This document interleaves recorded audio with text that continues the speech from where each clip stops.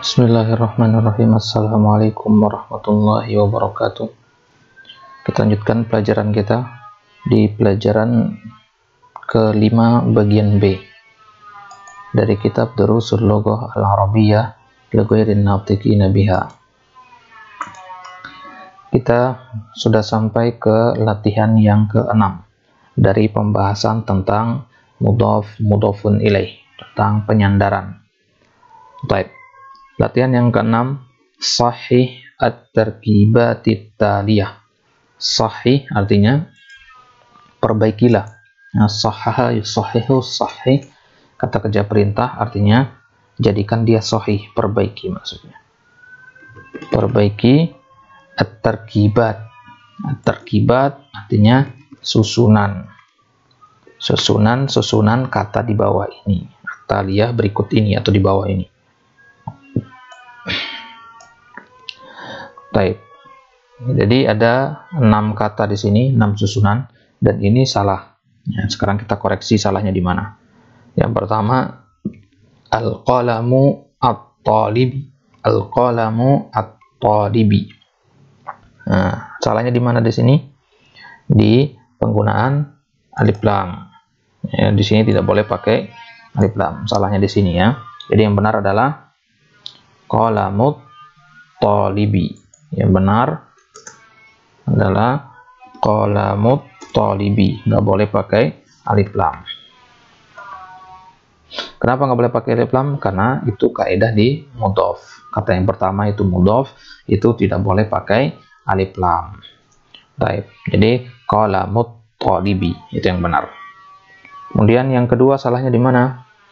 Bintu Hamidun. Salahnya di harokat. Nah, harokat dhammah. Yang benar adalah bintu Hamidin. Nah, bintu Hamidin. Kenapa bintu Hamidin?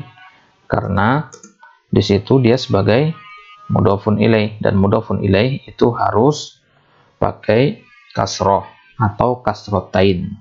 Karena di sini nama orang nggak ada alif lamnya, berarti boleh ada tanwinnya. Ya, bintu Hamidin. Baik. Kemudian ismul walada, salahnya di mana? Ismul walada salahnya di harokat dalnya.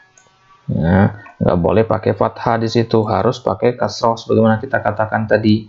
Kenapa? Karena dia adalah mudhafun ilaih, dan kaidah dalam mudhafun ilaih adalah tidak boleh pakai harokat selain kasroh, harus pakai kasroh atau kasrotain. Karena di sini ada alif lam, maka pakainya kasroh bukan kasrotain. Baik, jadi yang benar adalah ismu al-waladi. Ismu al-waladi. Baik. Kemudian selanjutnya babu as-sayyaratu. Salahnya di mana? Di as-sayyaratu, sama kesalahannya seperti sebelumnya. Ada yang benar di sini babus sayyarati.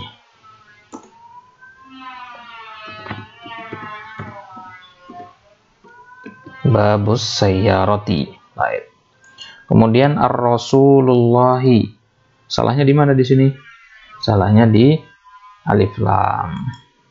Tidak boleh pakai alif lam di sini. Karena dia sebagai mudhaf. Mudhaf tidak boleh pakai alif lam. Berarti yang benar adalah rasulullahi. Alif lamnya dibuang. Kemudian ibnun al-mudarrisi. Salahnya di mana? Salahnya di tanwin. Jadi dia nggak boleh pakai tanwin di situ, harus pakai domah saja. Domahnya satu saja ya. Domahnya satu saja. Jadinya ibnu.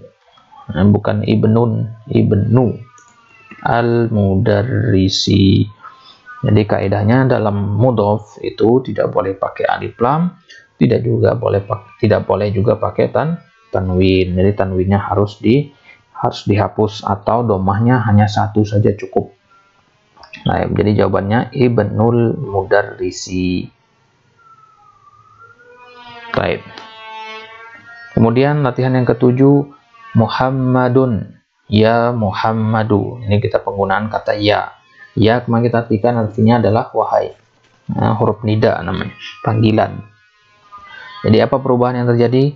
Perubahannya adalah kalau Muhammadun ada tanwin, ketika kemasukan ya huruf nida tadi, maka tanwinnya harus dihilangkan. Hanya sisa domahnya saja. Ya Muhammadu, ya Khalidu. Dari kata Khalidun menjadi Khalidu. Ustadun menjadi ustadu. Waladun menjadi waladu. Ustadun artinya guru ya. Ustad artinya guru. Kemudian iqra waktu ma'adabti awakhiril kalimat, baca dan tulis disertai dengan mengharokati akhir dari kata-kata di bawah ini. Baik, sini karena ada ya maka tidak boleh pakai tanwin di sini. Berarti bacanya ya Aliyu. Boleh ya Aliyun? Nggak boleh. Ya Aliyu. Kemudian ya Abbasu. Kemudian di sini ada ya-nya nggak ada, berarti tanwinnya kembali lagi. Jadinya syaikhun. Syaikhun ada tanwin karena nggak ada ya. Kemudian kalau kemasukan ya menjadi ya syaikhu. Kemudian ya rojulu. Kalau ini ya sirun, bukan ya siru ya. Karena ya di sini adalah penyusun katanya, bukan ya tambahan. Kalau ini kan ya tambahan tadi. Nah, asal katanya rojulun ditambahkan ya di awalnya. Kalau ini ya-nya ini emang dari sananya sudah ada. Bukan ya tambahan, bukan ya nida tadi, bukan ya yang artinya wahai. Jadi Yasir namanya di sana Yasir. Gitu. Jadi kalau mau dipanggil berarti ya Yasir, gitu. Ya Yasiru. Berarti di sini Yasirun pakai tanwin.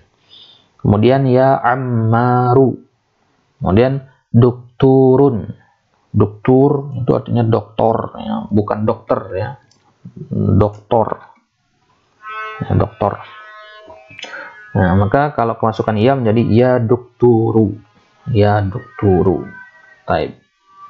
Kemudian yang ke-8, iqra al-misal al-ati summa kawin as'ilatan mislahu musyiron ila suwarit ta'iyati. Iqra, bacalah al-misal. Al-misal artinya contoh. Bacalah contoh al-ati di bawah ini. Summa artinya kemudian. Kawin artinya bentuklah. As'ilatan soal-soal. Mislahu semisal dengannya maksudnya. Musyiron artinya menunjuk. Ila suwar. As-suwar itu jamak dari kata surah. Surah artinya gambar. Menunjuk ke gambar-gambar at-taliyah di bawah ini. Iqra, bacalah contoh di bawah ini, kemudian bentuklah soal-soal yang semisal dengannya, musyiron, dengan menunjuk kepada gambar-gambar di bawah ini.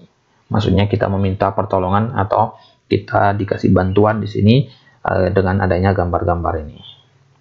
Nah, musyiron itu dari kata isyarah. Berarti di sini ada kata isim isyarah sekarang. Apa itu isim isyarah? Kata tunjuk yang sudah kita pelajari di bab sebelumnya. Baik.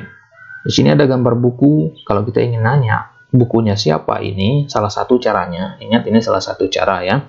Jadi ada banyak cara kita untuk menanyakan kepemilikan dari suatu benda. Ini salah satu tartib, salah satu susunan untuk menanyakan kepemilikan.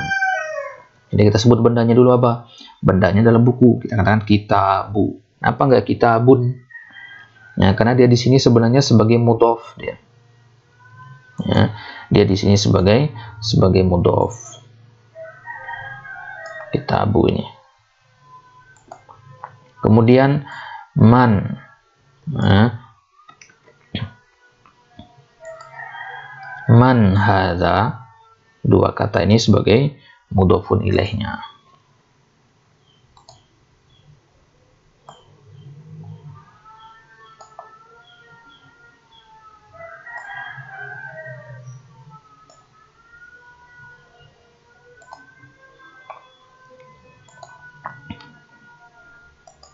Baik. Jadi kitabu di sini sebagai mudhof dan man hadza ini sebagai mudhofun ilaih. Jadi mudhofun itu banyak macamnya nanti, bukan hanya kata benda ya. Banyak, nanti ada yang sorry, ada yang mabni dan seterusnya. Nanti insyaallah akan ada pembahasannya. Jadi kenapa kita tidak boleh katakan kitabun di sini? Karena dia sebagai mudhof, dan kaidah di mudhof apa? Tidak boleh pakai tanwin. Jadi seolah-olah mudhof dari sini. Nah, hanya saja dia mudhofnya nggak terlalu jelas di sini dibandingkan dengan contoh-contoh yang kita sudah baca sebelumnya. Jadi kitabu man hadza mudhof dan mudhofun ilaih. Nah, jadi man hadza di sini seolah-olah dia mudhofun ilaih. Nah, mudhofun ilaih kok ada dua kata. Nah, ya banyak macam jenisnya, nanti ada 2 kata, bahkan ada yang 1 kalimat panjang nanti. Ya, nanti jadi mudhofun ilaih itu banyak macamnya. Baik. Jadi kita kalau menanyakan benda, kita sebutkan nama bendanya dulu, kemudian man artinya siapa, hadza ini. Nah, karena bendanya dekat kita katakan hadza. Kalau jauh berarti kita katakan dzalika. Kitabu man hadza, buku siapa ini. Kitabu buku, man siapa, hadza ini, buku siapa ini. Nah, gitu gampangnya ya.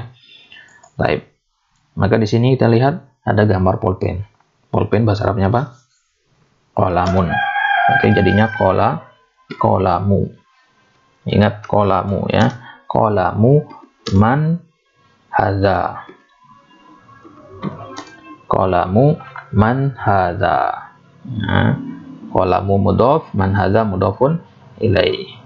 Baik, dan ada gambar baju. Baju bahasa Arabnya apa? Qamisun. Nah, berarti menjadi komisu. Komisu man hadza. Komisu man hadza. Baik. Kemudian ada gambar rumah.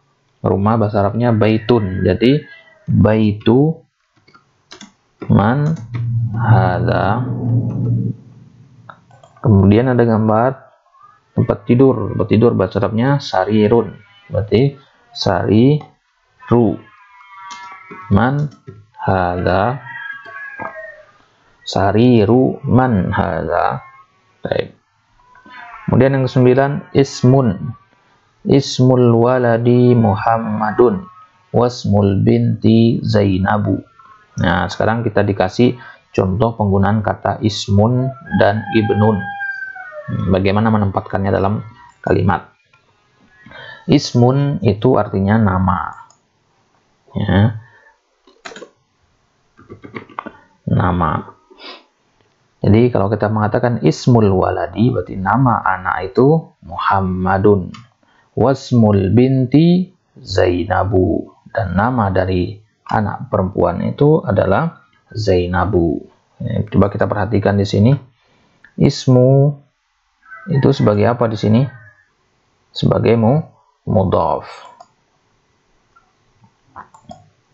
Dia di sini sebagai mudhof.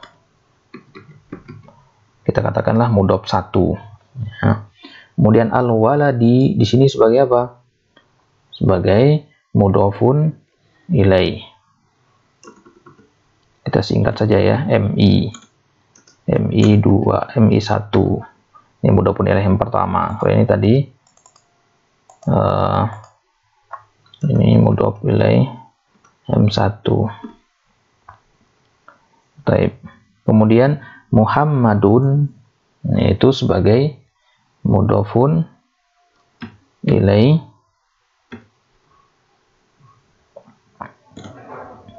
dua, gitu ya, sebagai mudhofun ilaih 2. Nah, sekarang kalau mudhofun ilaih, mudhof itu kan butuh kepada mudhofun ilaih.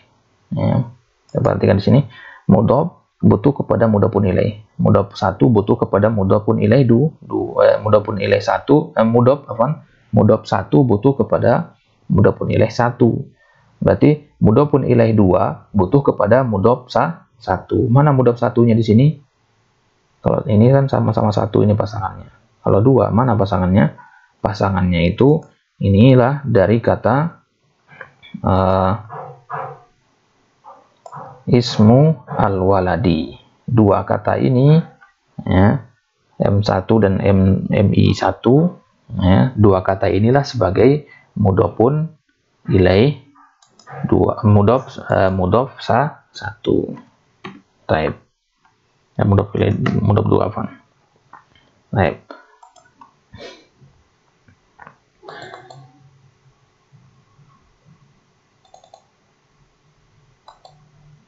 Baik. Jadi Ismu itu mudhofun ilaih yang pertama. Al-waladi ismu itu mudhof yang pertama. Al-waladi mudhofun ilaih yang pertama. Ya, ini udah pasangannya. Kemudian Muhammadun itu mudhofun ilaih yang kedua. Mana mudhofnya? Mudhofnya itu adalah ismul waladi. Dua kata ini dihitung satu. Ya, dihitung satu. Jadi double. Ismul waladi ini kerjaannya double di sini. Dia sebagai mudhofun ilaih dan juga sebagai mudhof untuk kata Muhammad. Ismul waladi Muhammadun. Nama anak laki-laki itu adalah Muhammad. Muhammad di sini nama Muhammad itu kembalinya kemana? Ke nama atau ke anak laki-laki? Ke nama. Muhammad itu adalah nama. Ya, jadi nama anak laki-laki itu adalah Muhammad. Begitu juga seterusnya. Wasmul binti Zainabu. Dan nama anak perempuan itu adalah Zainab. Ismu sebagai mudhofun satu, kemudian al binti mudhofun ilaih satu, dan Zainabu mudhofun ilaih dua. Mana mudhofun ilaih mudhof duanya? Yaitu wasmul binti. Baik, jadi double dia di situ ya, bertingkat dia. Baik. Kemudian ismul mudarrisi Hamidun. Masmul mudiri, ismul mudarrisi Hamidun. Nama guru itu Hamid. Masmul mudiri, dan apa nama mudir? Kenapa mudiri di sini? Karena sebagai mudhofun ilaih. Baik, jadi perhatikan cara kita menanyakan nama orang itu seperti ini. Masmu, ma ismu. Misalkan ada dokter. Nah, kita katakan ma ismut tabibi. Ada santri, ma ismut talibi. Kalau siapa namamu? Nah, nanti kita akan bahas di pembahasan dhamir nanti. Mas muka, kita katakan. Jadi ismun ini satu dari 7 kata dalam bahasa Arab yang berawalan hamzah wasol. Nah, ini namanya hamzah wasol yang tidak ada kepala hamzahnya. Jadi ini ada ditulis tapi tidak diucapkan. Maka kita katakan masmu. Boleh nggak ma ismu? Boleh kalau di awal kata. Contohnya tadi di awal kata kita katakan ismu. Karena nggak mungkin kita mengawali dengan sukun kan. Nggak ada bunyinya nanti. Sukun di alif sama sukun di sin. Nggak ada bunyinya. Maka di sini masmul mudiri seolah-olah alifnya nggak ada. Hamzah wasalnya atau alifnya seolah-olah nggak ada. Jadi dia dibaca masmu al mudiri. Begitu juga ibnun. Ya, ini yang penulis ingin sampaikan di sini. Bahwasanya dua kata ini pengecualian dia. Dari segi pengucapan ada, dari segi dari segi pengucapan dia tidak ada, tapi dari segi tulisan ada, ditulis tapi tidak dibaca. Ibnun juga contohnya, ibnu Khalidin fil madrasati wa ibnu Hamidin fil jami'ati. Ibnu juga begitu. Kalau di awal dia dibaca i, ya. Kalau di tengah dia tidak dibaca wa ibnu, tapi tetap ditulis. Kemudian ibnul mudarrisi fil fasli. Aina ibnul mudiri, aina ibnul mudiri, atau aina ibnul mudiri juga boleh. Tapi yang fasih adalah aina ibnul mudiri. Baik. Iqra' ma yali mura'iyan qawaida nutqi hamzatil wasal. Baca ma yali di berikut ini. Ma yali artinya apa? Berikut ini. Mura'iyan. Mura'iyan nantinya memperhatikan. Baca apa-apa di bawah ini memperhatikan qawaid, kaidah-kaidah atau rumus-rumus nutq, pengucapan. Nutq artinya apa? Pengucapan, pelafazan hamzatul wasal. Hamzah wasal itu yang nggak ada kepalanya ya. Kalau ada kepala hamzah itu namanya hamzah qata'. Hamzah qata' namanya. Kalau ini hamzah wasal. Jadi baca kata-kata di bawah ini dengan memperhatikan rumus-rumus pengucapan hamzah wasal. Apa rumus pengucapan hamzah wasal tadi? Rumusnya ada 2. Yang pertama, kalau hamzah wasalnya di awal kata, maka dia dibaca kasroh. I, ismu, ibnu. Ya. Kalau dia berada di tengah kata, dia tidak dibaca, hanya ditulis saja. Itu 2 kaidahnya. Baik, sekarang kita praktekkan. Nomor 1, ibnu Muhammadin. Nah, ini kan bacanya ibnu. Ibnu Muhammadin fil Iraqi wa bnu Hamidin fil Hindi. Anaknya Muhammad ada di Irak ya. Wa bnu Hamidin fil Hindi, dan anaknya Hamid ada di India. Nomor 2, kharaja. Nah, di sini kharaja bnu tabibi minal baiti. Ada di tengah di sini, maka dia tidak dibaca. Kharaja bnu tabibi minal baiti. Kharaja artinya keluar. Ibnu tabibi, anak laki-laki dari dokter, minal baiti, dari rumah. Nomor 3, zahaba bnu tajiri ila suqi. Zahaba bnu tajiri ila suqi. Boleh nggak dibaca zahaba ibnu tajiri? Boleh saja, tapi kurang fasih. Ya. Maksudnya kurang fasih dalam bahasa Arab itu kurang sesuai dengan kaidah. Ya, benar dia, tapi kurang sesuai dengan kaidah. Ya. Kalau dalam bahasa Indonesia bisa dipahami, tapi nggak sesuai dengan kaidah bakunya, nggak sesuai dengan EYD-nya, begitu. Baik. Dan nomor 3, dhahaba bnu tajir ila suqi. Nomor 4, ismul muhandisi Faisalun wasmut tabibi Mas'udun. Nah, ismu kasrah di situ, Faisal, wasmu. Nah, di sini tidak dibaca. Nama muhandis itu artinya insinyur, ya, atau arsitek boleh, atau pakar alih-alih teknik yang berkaitan dengan pembangunan sebagainya, itu dinamakan al-muhandis. Nama muhandis itu, nama insinyur itu adalah Faisal. Wasmut tabibi Mas'ud, dan nama dokter adalah Mas'ud. Faisalun ya, karena nama laki-laki. Mas'udun karena nama laki-laki, boleh pakai tanwin. Nah, nomor 5, masmur rajuli ya, karena dia berada di tengah, jadi hamzah wasalnya tidak diucapkan. Jadinya masmu, bukan ismu ya. Masmur rajuli. Baik, nomor 6, ibnu man anta, ana benul waziri. Ibnu man anta, anak laki-laki siapa engkau? Ana benul waziri, maksudnya bapakmu siapa gitu. Jadi jawabannya ana benul waziri atau ana ibnul waziri. Apa di wazir? Wazir artinya menteri, sama seperti bahasa Indonesia ya. Untuk bahasa Melayu, wazir itu artinya menteri. Baik. Al-kalimatul jadidah, ini kata-kata yang sudah kita pelajari di pelajaran yang kelima ini, 5 bagian A sama 5 bagian B. Ini kata-kata baru yang ada di sini. Ar-rasulu. Nah, ar-rasulu artinya apa? Ar-rasul artinya utusan. Jadi umum ya, umum. Jadi siapa saja boleh kita katakan rasul. Nah, tapi kalau Rasulullah itu kembalinya hanya ke satu orang, yaitu Nabi kita SAW. Baik. Jadi ar-rasul itu artinya utusan. Kemudian al-ammu artinya apa? Paman dari pihak ibu, dari pihak al-am dari bapak ya. Baik. Al-ammu paman dari pihak bapak. Kemudian asyari artinya jalan.